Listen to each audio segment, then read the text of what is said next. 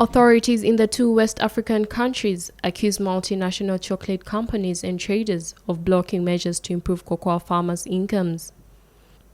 Ghana and Ivory Coast's grievances concern the living income differential set at a standard of $400 per ton and charged on top of world prices.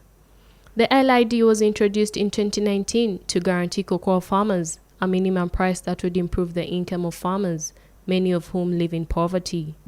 But commodity traders set a negative differential for the two nations at $260 per ton. In July 2022, a further decision was taken to no longer sell their cocoa with negative country differentials. Both countries account for about 2/3 of global cocoa production, but farmers in those countries earn less than 6% of revenues in a chocolate industry valued at more than $100 billion a year.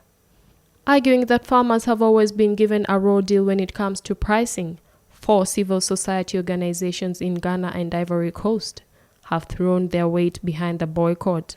The World Cocoa Foundation, a group representing 80% of the global market, says its 2022 meetings are to discuss steps to improve farmer pay, combat child labor, and end deforestation linked to cultivation of the crop.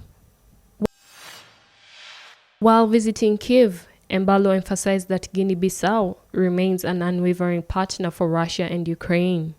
The current president of the Economic Community of West African States, Embalo, said Africa carries peace and wants to bring together the two brotherly countries. Volodymyr Zelensky, president of Ukraine, said that as of today, Russia is blocking 170 ships with grain for African and Asian countries.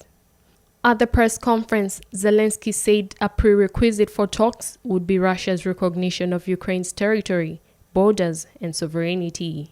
The two sides have managed limited cooperation on certain issues, such as the exchange of prisoners of war and repatriation of remains.